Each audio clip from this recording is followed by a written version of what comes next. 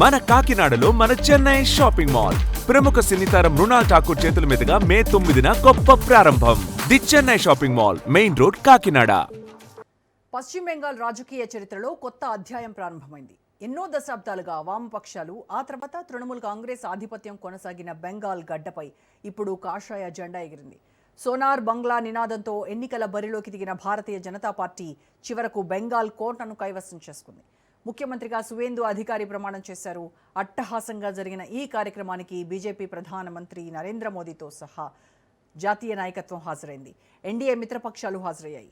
జాతీయవాదం, సరిహద్దు భద్రత, అక్రమ చొరబాట్ల నియంత్రణ, రోహింగ్యాల తరిమివేత, ఎన్ఆర్సీ, సీఏఏ వంటి అంశాలనే ప్రధాన ఎజెండాగా తీసుకుని ప్రజల ముందుకు వెళ్లిన బీజేపీ ఇప్పుడు అధికారంలోకి వచ్చిన తర్వాత ఏం చేయబోతోంది? ఎన్నికల ముందు వరకు బెంగాల్ అంటే రాజకీయ హింస, బాంబ్ కల్చర్, సరిహద్దు చొరబాట్లు, ఓటు బ్యాంక్ రాజకీయాలు అనేటువంటి విమర్శలు వినిపించేవి. ముఖ్యంగా బంగ్లాదేశ్ సరిహద్దు జిల్లాల్లో అక్రమ వలసలు భారీగా పెరిగాయని కేంద్ర సంస్థలు అనేకసార్లు హెచ్చరించాయి.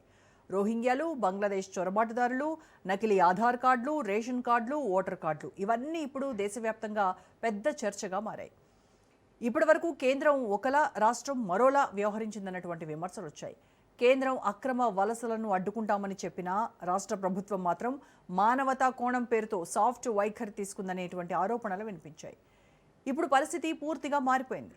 కేంద్రంలో బీజేపీ, రాష్ట్రంలో కూడా బీజేపీ. ఇక అక్రమ చొరబాట్లపై భారీ ఆపరేషన్ ప్రారంభమవుతుందా? ఎన్ఆర్సీ అమలు చేస్తారా? అక్రమంగా భారత్లోకి వచ్చిన వారిని గుర్తించి పంపిస్తారా, లేక ఎన్నికల హామీల వరకే పరిమితమవుతుందా?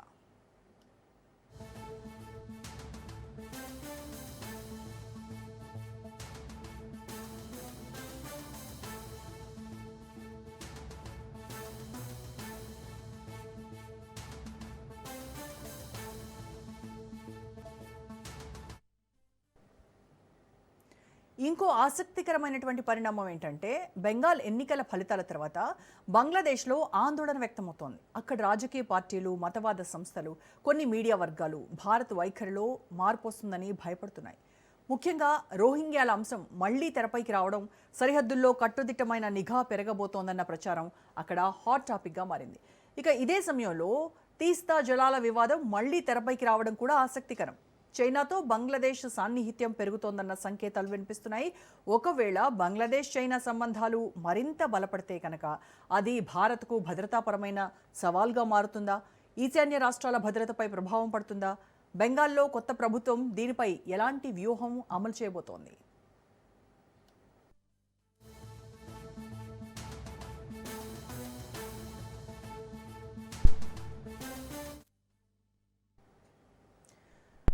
రాజకీయ పరంగా కూడా బీజేపీకి ఇది అగ్ని పరీక్షే. ఎందుకంటే బెంగాల్ అంటే కేవలం ఎన్నికల విజయం కాదు, ఒక ప్రత్యేక సాంస్కృతిక భావజాలం. రవీంద్రనాథ్ ఠాగూర్ నుంచి సుభాష్ చంద్రబోస్ వరకు జాతీయతను కొత్త అర్థంతో చూపించిన నేల అది. అలాంటి బెంగాల్లో బీజేపీ తన హిందుత్వ రాజకీయాలను ఎంతవరకు సమతుల్యం చేస్తుంది? బెంగాలీ అస్థిరతను దెబ్బతీయకుండా ఎలా పాలన చేస్తుంది?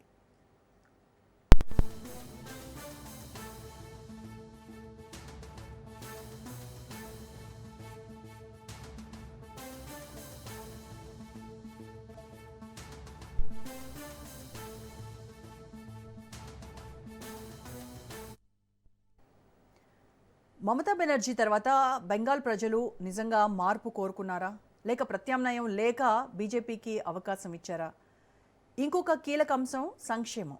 ఎన్నికల సమయంలో ఉచిత పథకాలు, మహిళలకు ఆర్థిక సాయం, యువతకు ఉద్యోగాలు, పరిశ్రమల అభివృద్ధి, సరిహద్దు జిల్లాలకు ప్రత్యేక ప్యాకేజీలు అంటూ బీజేపీ ఎన్నో హామీలు ఇచ్చింది. ఇప్పుడు అధికారంలోకి వచ్చిన తర్వాత ఆ హామీలు అమలు చేస్తుందా, లేక జాతీయవాదం పేరుతో కేవలం రాజకీయ అజెండానే నడుస్తుందా?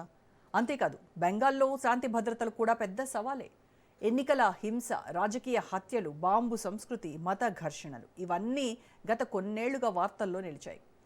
ఇప్పుడు కొత్త ప్రభుత్వం వాటిని అదుపులోకి తెచ్చే శక్తి చూపిస్తుందా, లేక బెంగాల్లో రాజకీయ ప్రతీకారాలు కొత్త రూపం దాల్చుతాయా? మొత్తానికి బెంగాల్లో బీజేపీ విజయం కేవలం ఓ రాష్ట్ర ఎన్నికల ఫలితం కాదు, ఇది జాతీయ రాజకీయాల్లో పెద్ద మలుపు. సరిహద్దు భద్రత నుంచి జాతీయవాదం వరకు, అక్రమ వలసల నుంచి సంక్షేమం వరకు బెంగాల్ ఇప్పుడు దేశ రాజకీయాల్లో హాట్ ల్యాబ్గా మారింది. మరి బీజేపీ సోనార్ బంగ్లా కలను నిజం చేస్తుందా, లేక ఇది కూడా మరో రాజకీయ నినాదంగానే మిగిలిపోతుందా అనేటువంటి అంశంపైనే ఇవాళ మన డిబేట్లో చర్చిద్దాం. డిబేట్లో పార్టిసిపేట్ చేస్తున్నారు senior journalist and senior analyst doctor అంది సత్యం గారు. సత్యం గారు నమస్కారం సార్. నమస్తే అమ్మా. సార్, దశాబ్దాల కళ బీజేపీ సాకారం చేసుకుంది. పశ్చిమ బెంగాల్లో మమతా బెనర్జీ ఆవిడ కోట అని చెప్పబడుతున్నటువంటి పశ్చిమ బెంగాల్లో కాషాయ జెండా రెపరెపలాడుతోంది. ఇవాళ ప్రమాణ స్వీకారం తర్వాత ముందుగా సువేందు అధికారి ముందున్నటువంటి పెద్ద సవాలు అంటే ఏం చెప్తారు సార్? ఒకవైపేమో అవినీతి కొన్ని దశాబ్దాలుగా వేళ్ళూనుకుపోయింది వెస్ట్ బెంగాల్లో, అలాగే అక్కడ ఉన్నటువంటి బ్యూరోక్రాట్స్ కూడా ఈ అవినీతిలో భాగం కాగలిగారు.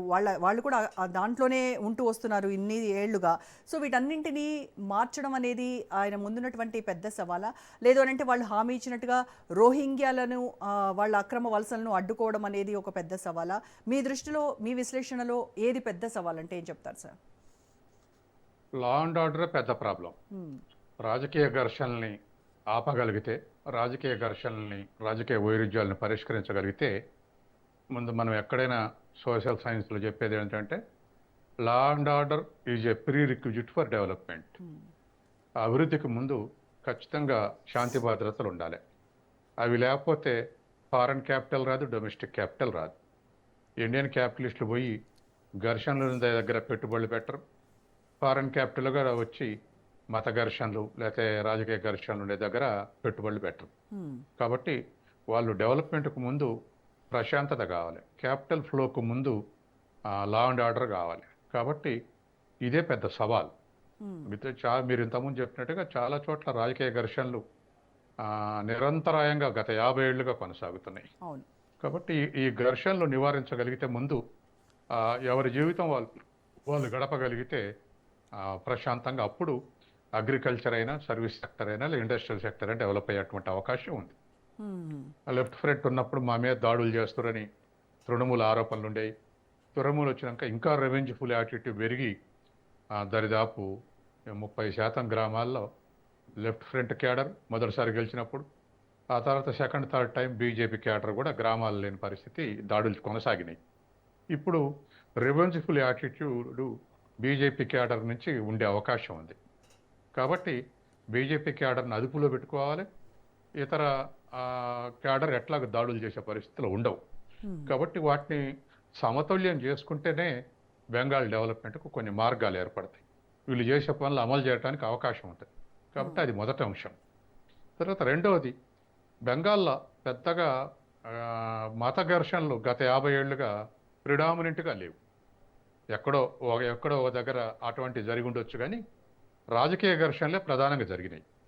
గతంలో లెఫ్ట్ ఫ్రంట్ వర్సెస్ టీఎంసీ, గత 15 ఏళ్ళుగా టీఎంసీ వర్సెస్ బీజేపీ, ఇట్లా రాజకీయ ఘర్షణలే ప్రిడామినెంట్గా జరిగినాయి తప్ప మత ఘర్షణలు చాలా మైన్యూట్. ఇప్పుడు తెలంగాణలో జరిగింది అనుకోండి, ఎక్కడో ఒక దగ్గర, అటువంటి వాటిని మనం లెక్కలోకి చేయం. ఉంటాయి, ఏయో స్థానిక వైరుధ్యాలు ఉంటాయి, అటువంటివి జరిగినాయి. కానీ డామినెన్స్ జరిగినాయి మాత్రం రాజకీయ వైరుధ్యాలే, రాజకీయ దాడులే, రాజకీయ హత్యలే. కాబట్టి కొత్తగా మత ఘర్షణలో పూనుకుంటారని నేను అనుకోను. దానికి బీజేపీ నష్టపోద్ది, బెంగాల్ నష్టపోద్ది ముందు బీజేపీ కన్నా కూడా. ఎందుకంటే అక్కడ కన్సిడరబుల్ స్ట్రెంత్ ముస్లిమ్స్ ఉన్నారు. దరిదాపు కొన్ని జిల్లాల్లో 40%, కొన్ని జిల్లాలు 30% ఉన్నారు, కొన్ని జిల్లాల్లో 20% ఉన్నారు. ప్రిడామినెన్స్ ఉంది. ఇండియాలో అన్ని చోట్ల కన్నా ఎక్కువ ఉంది. మన కాకినాడలో మన చెన్నై షాపింగ్ మాల్ ప్రముఖ సినీతార మృణాల్ ఠాకూర్ చేతుల మీదుగా మే 9న గొప్ప ప్రారంభం. The Chennai shopping mall, main road, Kakinada.